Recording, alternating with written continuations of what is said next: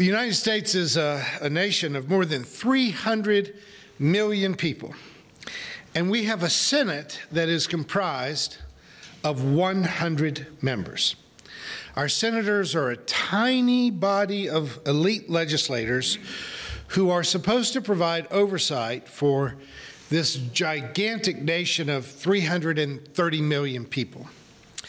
Now, last Sunday, when we were here, a senator from Oregon, Jeff Merkley, traveled to Brownsville, Texas, to the site of a now closed Walmart that has been converted to serve as a detention center for children who've been taken away from their parents at the border. Now, by the way, an asylum seeker is not an illegal immigrant. If you are seeking asylum in the United States, protection from an abusive spouse or government or some violence, civil war in your home country, if you are coming seeking asylum, the legal way to do it is to present yourself at the border, declare that you're seeking asylum, and you begin the process. But they are being treated as if they are criminals. The Trump administration's ramped-up policy is treating asylum seekers the same way they have treated illegal aliens, sending the adults into detention and sending children to facilities where we had only heard stories. I mean, we had some suspicions of what might be going on in that detention center, but even that elite group of senators, one of the senators of the federal government showing up at a federally funded, although for-profit, private detention center, asking to see how the children are being treated, they called the police and prevented the senator from going in. That, ladies and gentlemen, is the new empiricism of the American government. Now, later this week, because he's a persistent chap, the senator did get in. He gained access to the facility only to confirm exactly what we had feared. Infants and children being put in little cages that were built to be dog kennels. This is how it starts, though. It starts when an American Border Patrol federal agent is literally pulling an infant child out of the infant's mother's arms in order to be put in a cage, possibly for months, without ever seeing a family member. Now, folks, I don't want to be melodramatic or emotionally manipulative, but is it too much to suggest that we should study that little girl's face? Just think about her for a minute, that our nation has come to the point where we will take a child that age out of her mother's arms. And I just don't think this is something that should be acceptable to us at any level. What you are seeing right there is a child who is in the process of being traumatized. It may be that she will be released not to her parents. Her parents may be deported, and she may be released into the foster care system. And I think foster parents are like the heroes of society. However, we know of lots of abuses that happen in the foster care system, and just like we've said in the last month, 1,500 of these children, we don't know where they are right now. We don't know who's got them. We don't know if they've been put into the sex trade. We don't know what's happening to them. Now, this little girl is being subjected to nightmares, and then we ask ourselves, well, where do terrorists come from? Well, let me tell you, they come from things like this. Why do so many people hate America? Think about this girl and all the thousands of people that this has happened to, and her relatives, and the people who know about it, and the people who will hear about it. If you really think about it, it's not hard to figure out how we have the reputation that we have. Now, all of this came at the end of a week when the president declared that he had the right to pardon himself for any and all crimes. And his attorney, Rudy Giuliani, publicly stated that rather than simply firing James Comey, that the president could have shot and killed James Comey, and that he could not have been indicted because he says an American sitting president cannot be indicted for a crime. Men and women, if you are sleeping well these days, you are not paying enough attention to what is going on. Now, almost 500 years ago, a Scottish Presbyterian minister, Samuel Rutherford, wrote a book whose title gave us the phrase, Lex Rex. Rutherford wrote as the English Civil War around Charles I's abuses of power was being challenged by Parliament, and Charles was forced to sign a statement that he was not above the law, and then he responded to that by dissolving the Parliament. Don't think it couldn't happen. Though Rutherford's book and philosophical argument described how the law is king, lex rex. No one is above the law. The law is above all of us. The Constitution of a nation describes the ethics beyond majority vote or beyond any popular whims of a monarch. But you can't really say he was a very successful author. He was charged with treason for writing that book, and he would have been executed if he hadn't done the prison system the favor of dying in prison before he went to trial. But his book, 500 years ago, was the subject of the last book burning, the last official book burning of England. His basic argument was that the law should rule over everyone, including the king, but that is a concept that doesn't fit well with many absolute dictators, tyrants, or monarchs. They find it to be too limiting. It's almost impossible to believe that in the last week, our head of state's attorneys actually sent a letter to the special prosecutor, Robert Mueller, saying that the president has absolute authority over the judiciary, and that he not only could fire Mueller, but he could order the investigation closed or pardon anyone involved. And while that is clearly some of the dumbest and most irrational tripe that any attorney has ever written, a large portion of our country appears to be ready to set fire to Lex Rex all over again, applauding the fact that our president is above the law. I received a couple of letters this week from a local pastor who was shocked and offended by my newspaper column in which I referred to the president as being a dangerously incompetent, misogynistic, xenophobic, Islamophobic racist.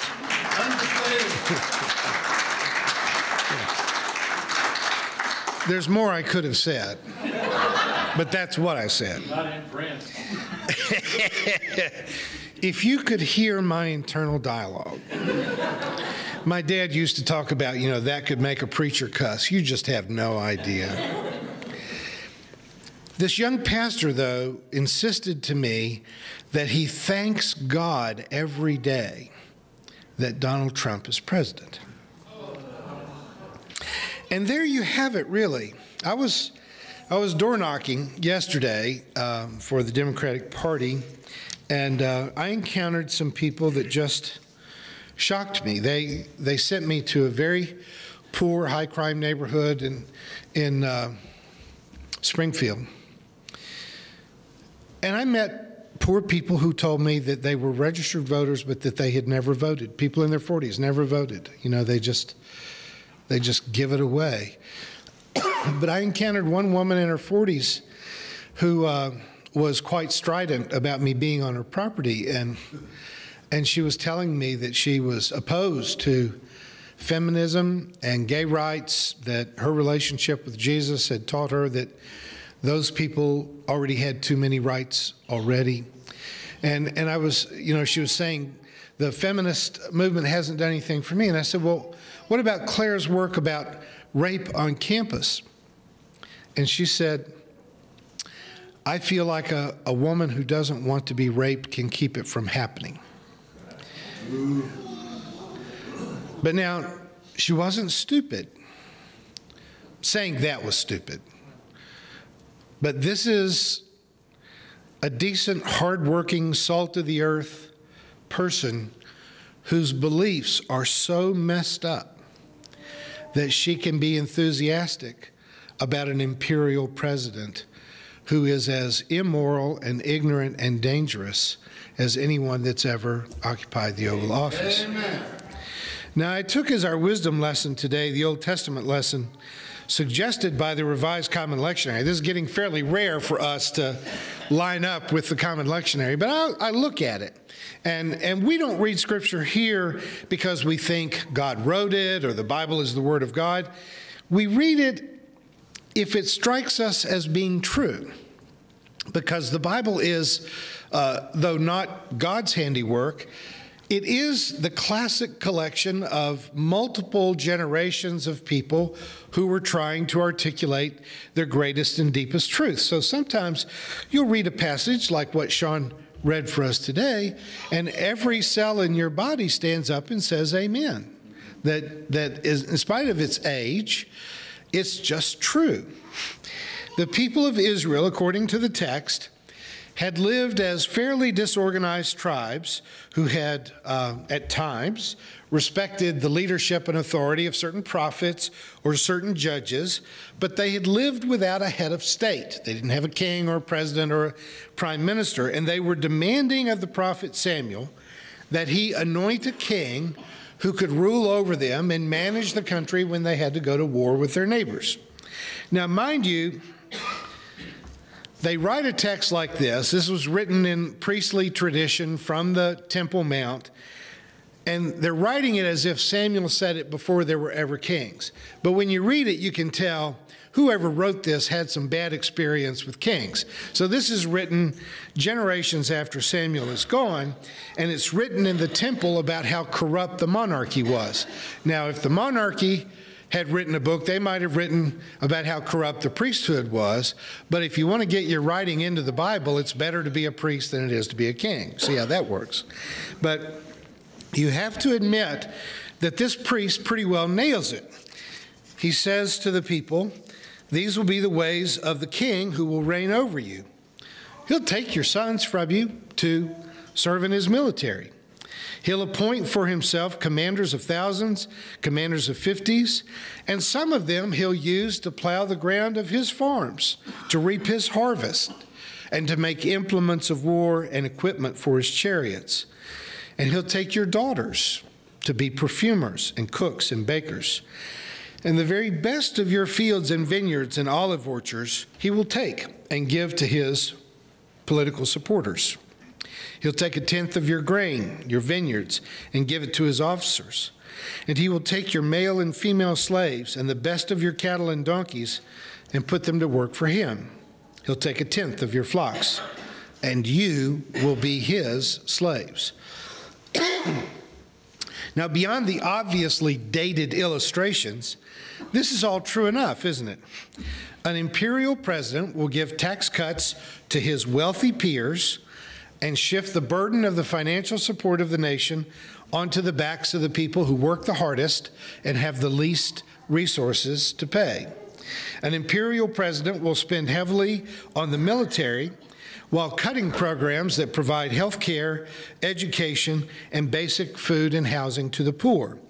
He will literally enslave the majority of the population through economic exploitation and endanger the world through hapless military threats and misadventures, one of which may be underway as we speak.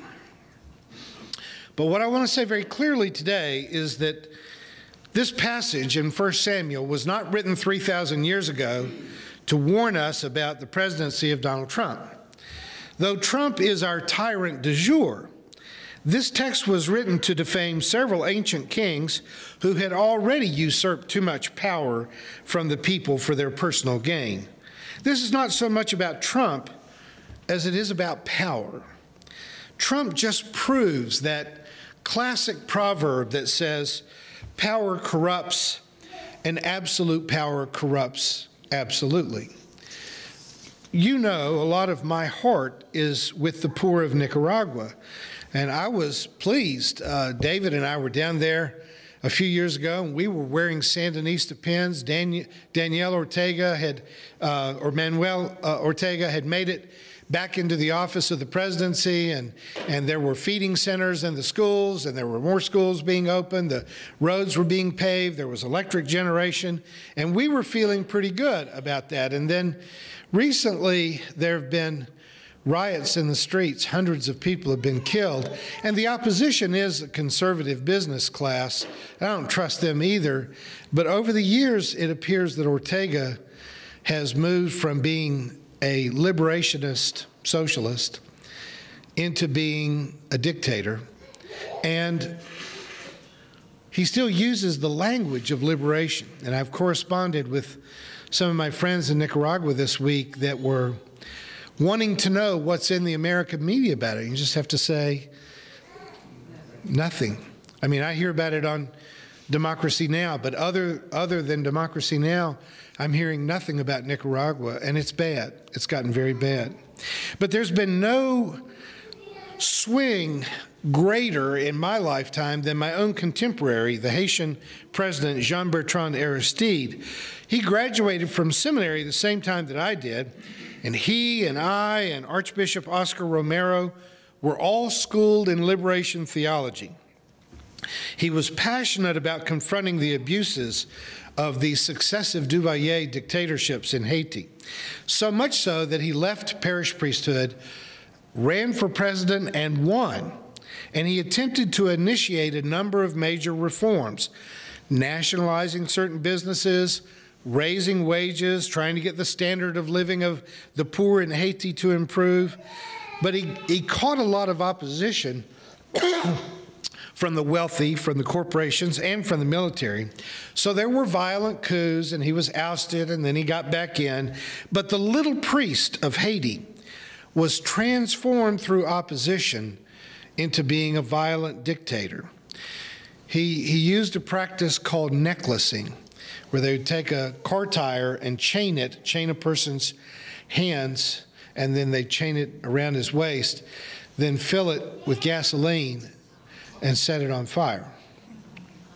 This priest that in the early 80s I was enthusiastic about was heard to say, "I love the smell of burning tires." Opposition turned him into the kind of dictator that he despised. And as bad as Papa Doc and Baby Doc Duvalier were, I'm not sure that they were as bad as Aristide. Now, I mentioned Oscar Romero because in El Salvador, Romero took liberation theology to new heights. Romero suffered repeated imprisonments and beatings, and he was finally murdered by an assassin who was trained in Georgia, by the way, at our military base in Georgia. Last month, Pope Francis started the process of making Romero a Catholic saint, which is good news because at the time that he was killed in the early 1980s, the Catholic Church didn't even publicly note where he was buried. They didn't want anybody saying anything good about Oscar Romero, but this Pope is trying to redeem what Romero did. I mention Romero and Aristide side by side because we need to recognize that while power corrupts, it doesn't always. That no one can take away from you your ability to choose who you are. That all these things that happen in your life, they can become the reasons, not the causes, but the reasons why you become a tyrant or become a saint. We all exercise power, either by what we do intentionally or when we choose to stand idly by while injustice spreads like a dark cloud over the earth. It is horrifying that we have elected a narcissist with little intelligence and no relevant experience to the highest elected office in the world. This has been a horrible mistake, exposing some of the real weaknesses of democracy. I'm starting to think that everybody shouldn't vote. I don't want to go there, but I'm However, what I think we really need to drill down on is the psyche of the American voting public that, once having elected an aspiring dictatorial tyrant who uses the office to enrich himself, his family, and his friends, who legitimizes racial, religious, and gender prejudices, and who seems willing to assert power in ways unheard of in America, that those who voted for him are still cheering his every step towards an imperial presidency that looks an awful lot like a third world dictatorship. But folks, there will always be another Trump. There'll always be another Aristide, another Kim, who will worm their way into power and then use it in the most corrupt ways, as long as we allow indifference or fear or a sense of hopelessness to silence our voices and our votes of protest. Because as long as we are willing to play along, our rights and our freedoms will continue to be eroded. We have reason to be seriously afraid that if someone as clearly incompetent as Trump is can do what he is doing, what would happen if an enlightened despot were to find her or his way into the Oval Office? Trump is a nightmare, but there are much more talented people all around him who could bring about a moral apocalypse. I shudder to think of what a Paul Ryan or a Ted Cruz might look like in the Oval Office. The Handmaid's Tale and the Hunger Games could start to look like a documentary. I know that it's easy to assume that a preacher might be exaggerating, and in fact, if it weren't for exaggeration, I really wouldn't have a career. But the seeds of tyranny are already planted in our society. Ted Cruz's father is a Pentecostal preacher who has literally said to the media, "My son is an anointed king destined to take control of all sectors of society."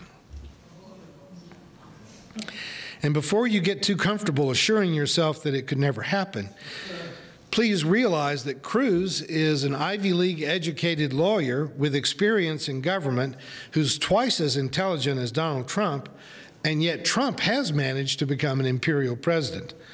All it takes is a little apathy on the part of voters, and someone like Ted Cruz could become president. Or, as his father says, king, destined to take control of all sectors of society.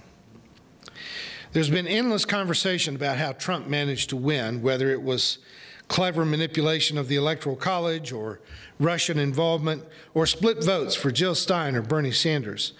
But we should be painfully aware of this fact. Nearly half of all voters in America did not vote in the 2016 election. In fact, if did not vote had been a candidate, that candidate would have won 41 states in the last election. Fatalism is our real enemy here. Defeatism, the acceptance that the poor and the middle class are just the hockey pucks knocked about by the Republican and Democratic parties. We must vote in ways that limit the power of our government. Amen. We live in a nation of over 300 million citizens. We can't really do what Samuel was suggesting, which is, let's just not have a government. You know, let's just wing it. We have to have an organizing and regulating government to have this many people living on one continent close to each other. And there's no doubt that a dictatorship would be more effective, it'd be more efficient in governing an unwieldy nation as big as ours.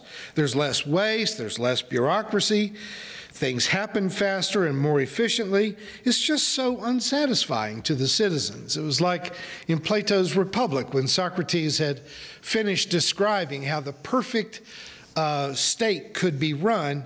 His two conversation companions said, "But Socrates, no one would want to live there." You could run a very effective government by a despot. It's just that no one would want to live there. We'd all be happy with an enlightened despot if we could be the enlightened despot. But if you get to be the enlightened despot, I'm not so happy about it. It is, as Winston Churchill said, democracy is the worst form of government except for all the others. Absolute power should never be given to anyone, especially not to ourselves. As messy as democracy is, as inconvenient as giving individual rights to others can be, we have reason to remember what happens when you make any one of us a king. A few years ago, a local Pentecostal church started a movement to repeal some of the city's human rights policies that provide protections to the LGBTQ community. I, of course, was campaigning against this repeal, and when my neighbors kept stealing my "Vote No on April 7th" signs out of my front yard, I power washed the message into the fence by my house. 6-foot-tall letters on a 40-foot fence, because some of my neighbors are jerks. I've been very engaged in the fight for civil rights for the LGBTQ folk for more than 25 years, not because I'm gay or any member of my family is gay, but I've put a lot of professional and personal risk into this cause, only because I believed it was the right thing to do. But we lost that vote back in 2015. We didn't lose it by much, but we lost it. And on April 7th of 2015, I was out door knocking, encouraging people, if they hadn't voted, to go vote. And as the polls were getting close to closing, 15 minutes away, the very last door I knocked on, the home was inhabited by a young lesbian couple. And they admitted to me that they had not voted. I told them where their polling place was and let them know that they only had 15 minutes to get there. And they looked at one another and then looked at me and said, "Not this time. We'll try harder next time." Now, I've been fighting for their civil rights from before they were born. And maybe their lives haven't been so hard. Maybe they've not encountered the violent prejudice that same-sex couples have endured in Springfield in decades past. But they very mistakenly seem to believe that no one could take their rights away from them. And worse, they believe that there would be a next time. There isn't always a next time. Sometimes you have to play God, because God has no hands but your hands and no feet but your feet. And if the world is going to be changed, you're going to do it. Nobody but you. You're going to do it. And I'm not going to blame that couple or thousands of people like them who just didn't go to the polls, even though realistically the failure of that referendum was their fault. But laying blame accomplishes nothing unless you can be satisfied by smugly saying, "I told you so." I don't get much satisfaction out of that. We have tried hard here to awaken the sleeping giant of indifference among churchgoers and among voters. I spent most of yesterday knocking doors, registering voters, and trying to persuade people to not give up. There is a better world that is waiting to be born, and as messy and unattractive as that may seem, you have to be the midwives. You have to help give birth to the world that is waiting to come into life.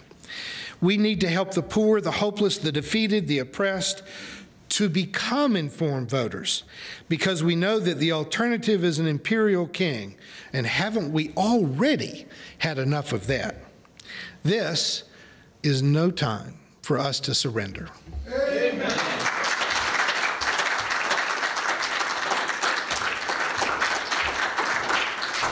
Thank you for watching our videos. We are entirely dependent on the donations of our listeners and members.